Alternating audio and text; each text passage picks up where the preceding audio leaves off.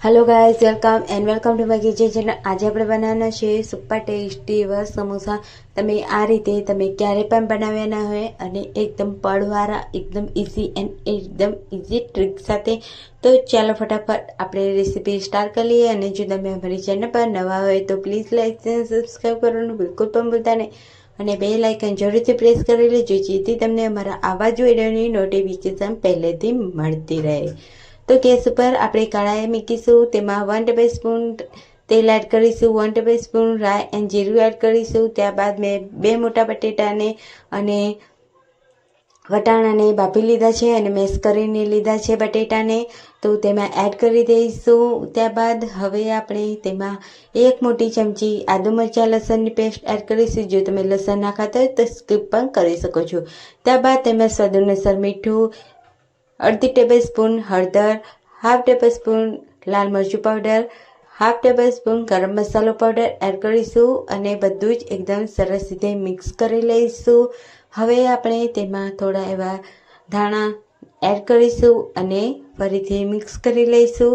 અને આપણે જે સ્ટફિંગ બનાવીને રેડી કરી છે તેને હવે આપણે તેની સાઈડમાં મૂકીશું ઠંડી થવા માટે। હવે આપણે લોટ બાંધી દઈએ। તો 1.5 વાટકી મેં મેદો લીધો છે। ત્યારબાદ તેમાં હાફ ટેબલસ્પૂન મીઠું એડ કરીશું ટેસ્ટ અકોર્ડિંગ। ત્યારબાદ આપણે તેમાં 3 મોટી ચમચી ઘી એડ કરીશું। હવે આપણે તેને એકદમ સરસ રીતે મિક્સ કરી લઈશું અને થોડું પાણી એડ કરી અને આપણે એકદમ સરસ રીતે ડો બાંધીશું। તો તમે જોઈ શકો છો બધું મિક્સ થઈ ગયું છે અને આ રીતે બાઇન્ડિંગ આવે હાથમાં એ રીતે આપણે ઘી એડ કરવાનું છે। ત્યારબાદ હવે આપણે થોડું પાણી એડ કરી અને લોટને બાંધી દઈશું। તો એકદમ ક્રિસ્પી અને એકદમ કરારા આપણા આ સમોસા બનશે, ખૂબ જ ટેસ્ટી એવા બનીને રેડી થાય છે। તો થોડું પાણી એડ કરી અને મેં એકદમ સરસ એવો ડો બાંધી દીધો છે। ત્યારબાદ હવે આપણે 1 ચમચી ઘી એડ કરીશું અને એકદમ સરસ રીતે લોટને મસળી લઈશું। તમે તેલનો ઉપયોગ પણ કરી શકો છો। ત્યારબાદ આપણે 1 નાની વાટકીમાં 2 મોટી ચમચી ઘી એડ કરીશું અને હાફ ટેબલસ્પૂન મેદો એડ કરીશું અને એકદમ સરસ રીતે મિક્સ કરી લઈશું। તો આ રીતે સ્લરીને તૈયાર કરીશું ઘી અને મેદાના લોટને। હવે આપણે તેની સાઈડમાં મૂકીશું અને હવે આપણે ડોને આપણે નાના લુવા પાડી લઈશું। તો આ રીતે આપણે 4 લુવા મેં પાડ્યા છે, તો તમે જોઈ શકો છો। હવે આપણે એક મોટો લુવો લઈ લઈશું અને પાટલી પર મૂકીશું। થોડો કોરો લોટ છાંટીશું મેદાનો અને એકદમ સરસ રીતે આપણે જે રીતે રોટલી વણીએ છે એ રીતે આપણે વણી લઈશું। તો જેટલી મોટી રોટલી વણાય એ રીતે મોટી રોટલી આપણે વણી લેવાની છે। તો તમે જોઈ શકો છો કે મેં આ રીતની બહુ પાતળી નહીં, બહુ જાડી નહીં, એ રીતે માપની મેં રોટલીને વણી લીધી છે। તો હવે આપણે જે સ્લરી બનાવી હતી તેને આ રીતે એડ કરીશું અને હાથેથી બધી બાજુ આપણે રોટલી પર લગાવી લઈશું।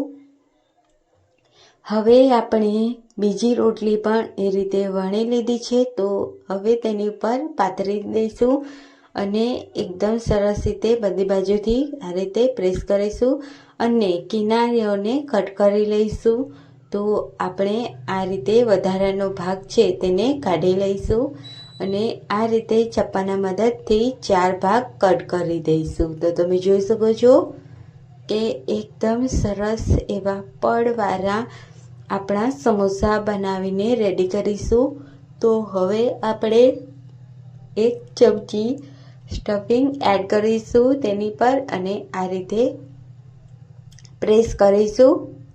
તો તમે જોઈ શકો છો કે એકદમ આસાનીથી તમે ફટાફટ આ સમોસાને વાળી શકો છો અને એકદમ ફટાફટ તમે બનાવીને રેડી કરી શકો છો। તો તમે જોઈ શકો છો કે એકદમ સરસ એવા આપણા સમોસા આ રીતે મેં પેક કરી લીધા છે। તો હવે આપણે બધા સમોસાને પેક કરી લીધા છે. તો બાજુમાં આપણે તેલ ગરમ કરવા મૂકી દીધું છે કઢાઈમાં. તો ગરમ તેલમાં આપણે સમોસાને એડ કરીશું. કઢાઈમાં જેટલા સમોસા આવે એટલા તમારે એડ કરી દેવાના. અને હવે આપણે અલટ પલટ કરી દઈશું અને તેને ગોલ્ડન બ્રાઉન થવા દઈશું. તો સમોસા વાળવાની કોઈ પણ ઝંઝટ વગર અને એકદમ ઇઝી ટ્રીક અને એકદમ કરારા સમોસા આપણા બનીને રેડી થઈ જાય છે. તો આ રેસીપી એક વખત જરૂરથી ટ્રાય કરજો. તો મેં બધા સમોસાને ગોલ્ડન બ્રાઉન કરી દીધા અને ફ્રાય કરી લીધા છે. તો હવે આપણે સર્વિંગ પ્લેટમાં સર્વ કરી લઈશું. તો તમે જોઈ શકો છો આ સમોસાને તમે દહીં સાથે ખાઈ શકો છો. ખૂબ જ ટેસ્ટ એવા લાગે છે. તો જરૂરથી એક વખત ટ્રાય કરજો અને મને જરૂરથી જણાવજો કે તમને આજની રેસીપી કેવી લાગે ફ્રેન્ડ્સ.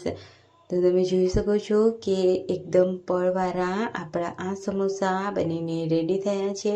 હવે હું તમને તોડીને પણ બતાવી દઉં. તો તમે જોઈ શકો છો કે સ્ટફિંગથી ભરેલા આ સમોસા આપણા બનીને રેડી થઈ ગયા છે.